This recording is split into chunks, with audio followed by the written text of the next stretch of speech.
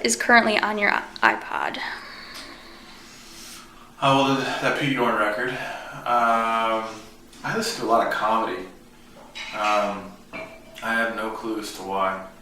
But like Pete Holmes and Mike Birbiglia and Kevin Hart. I got a couple of Jerry Seinfeld records on there too. I love Louis C.K. I'm not sure if that's the answer you were looking for, but that's what it's an answer. Yeah. You're going to be part of a celebrity tennis tournament this year. Yeah. How good are your tennis skills? On a scale of 1 to 10, I'm like a 2. Yeah, that's about where I am. Not great, but I've said this before. I'll embarrass myself for a good cause, and this is my 3rd year, 4th year. I can't remember which. I've been involved with this event for a couple of years at least, and Chris Everett was kind enough to invite me back, and what she does, what her organization does to help people is incredible. So I think I got beat by Tom Arnold last year, so I got to go back and redeem myself a little bit. Some artists have expressed a concern with modern day technology interfering with the concert/live performing experience for both artists and fans. Sure. How do you feel about fans recording or photographing your performances while watching you on stage? There's a balance to it. It can be a little disenfranchising to be on stage and look out and everybody's on their phone. Not in the sense like everybody's like checking their Twitter or whatever, but so everybody with their phones in the air. Because it's just it's a barrier, and I think for me growing up and going to concerts, I loved getting immersed in it, and feeling like I was seeing something that nobody else was going to see. And now with the advent of things like Ustream and all that stuff, the concert experience is becoming a little bit more of a little bit of a lost art in a way. I'm so appreciative of the fans that come out, and I know we can't always be everywhere. So I don't know. I don't know what the answer is to it. Because I don't mind the Ustream stuff. I really don't. But there is a balance. Will there be another tour after this one to promote the new record, or will you promote it mainly online and through social media? Probably a little bit of both. The goal for me now at this stage of my career is I like consistently touring. I like being out. There's nothing more unnerving than sitting at home for long periods of time. I get a little stir crazy. So, we're already planning dates, for next year, and we're also obviously talking about this record, and so I think the goal is to probably just make it a little bit more consistent, a little bit more perpetual, where we're out on the road on a regular basis, and hopefully as a byproduct of that, we'll be able to put music out a little bit more frequently too. If a movie could be made about your life, who would you want to be playing you? Depends on the genre. God,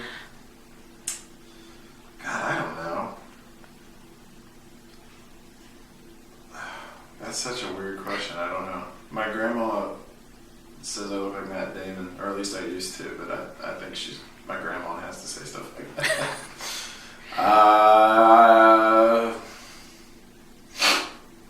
I don't know. I defer. I have no idea.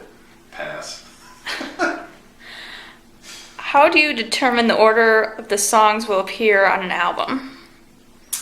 I'm a big proponent of a record having a flow to it and having a very particular vibe. And so I just kind of operate on that.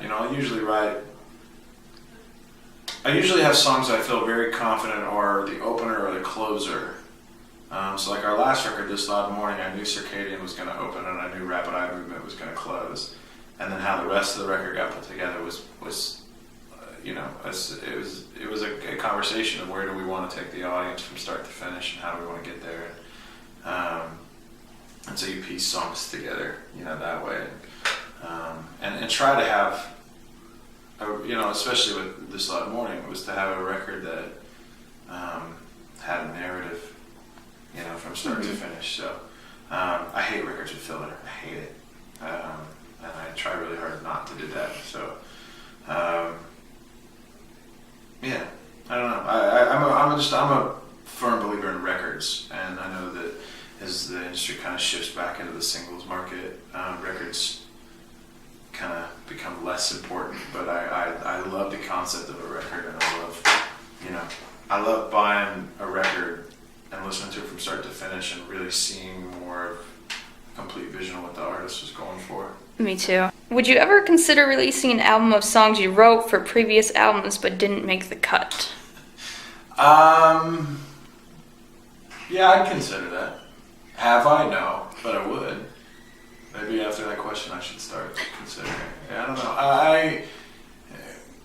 Some songs don't make it on records because they're not good songs. I mean, I don't I don't win the gold medal every day.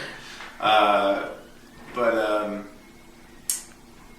some songs don't make it just because they don't fit, you know, vibe wise or whatever. And those songs still, you know, have the potential to find a home, whether it be on another record of mine or another artist's record. So, yeah, I don't know. Possibly. Something to think about. Yeah. How does the writing process evolve for you? Do you tend to write the lyrics first and then build the music around them, or vice versa? I write music first. It's tough in the songwriting since you get an acoustic guitar and you'll write the music out. But I like to have more of a complete track, you know, and then allow the and allow the vibe of that to kind of dictate where the lyrics go. I know there's a lot of different ways to write a song, so I don't know which one is the best, but that's kind of the one that's worked for me. Do you find one easier than the other to write? You know, I kind of grew up in the mindset of taking negative energy and purging it, you know, and writing about it. And music was always music began as a therapeutic outlet, you know, for me. So I find those, you know, a little easier to write. But you know, like with this new stuff especially, it was really fun to just break away from that and write about things that, you know, we have a song that was written about, like, the U.S. drone program, like just pulling inspiration from random stuff and really just trying to think outside the box, you know, with this new stuff, and that's been a blast. So my songwriting program kind of evolves a little, you know, I think with each record, and I kind of like where I'm at right now.